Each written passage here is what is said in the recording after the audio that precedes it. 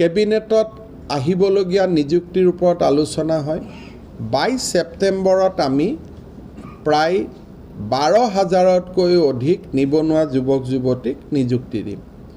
আজি মই বিটিআৰত দতমাত যাওঁতে ডেকা ল'ৰাসকলে মোক সুধিছে যে কামাণ্ডো বেটেলিয়নৰ ৰিজাল্ট কেতিয়া দিব সো 15-16 তাৰিখৰ পৰা ৰিজাল্টবিলাক দিয়া আৰম্ভ হ'ব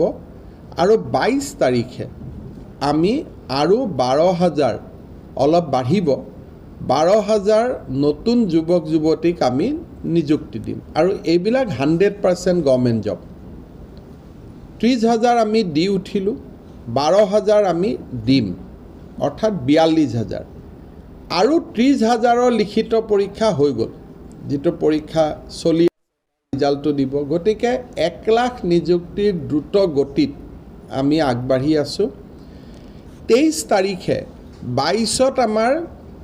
12,000 চৰকাৰী নিযুক্তি হ'ব 23 তাৰিখে 4,500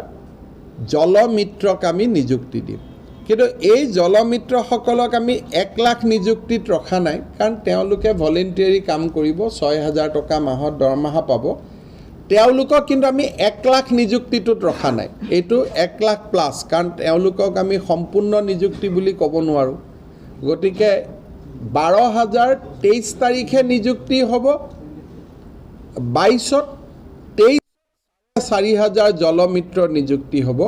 কিন্তু মই আকৌ কৈছোঁ যে জলমিত্ৰসকলক আমি 1 লাখৰ ভিতৰত ৰখা নাই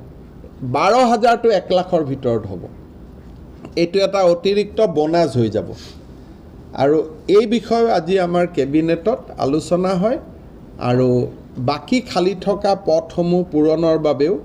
আমি আৰু এটা 10,000 পোষ্টৰ এডভাৰটাইজ দিবৰ কাৰণে আমি প্ৰস্তুতি কৰিছোঁ এইবাৰ বিশেষকৈ এই 10,000 পোষ্টত APDCLৰে 5,000 পোষ্ট থাকিব এটা নতুন ফৰেষ্ট বেটেলিয়নো আমি গঠন কৰাৰ বাবে সিদ্ধান্ত লৈছোঁ অৰ্থাৎ 12 তাৰিখে এটা নিযুক্তি হ'ব 12 তাৰিখে এটা নিযুক্তি হ'ব 30,000ৰ ফলাফল বাবে আমি অপেক্ষা কৰিম আৰু কৰি থাকোঁতে আৰু 10,000ৰ এডভাৰটাইজ ওলাব এই পৰিকল্পনাটো আজি কেবিনেটত আলোচনা কৰা হয় যাতে আমি 1 লাখ নিযুক্তিৰ দিশত আগুৱাব পাৰোঁ স্যাৰ APDCLৰ 5,000ৰ নেক্সটটো কিমান আছিলে ওলাবতো পঢ়ি থাকিব আৰু মই জাষ্ট জেনেৰেলি কৈছোঁ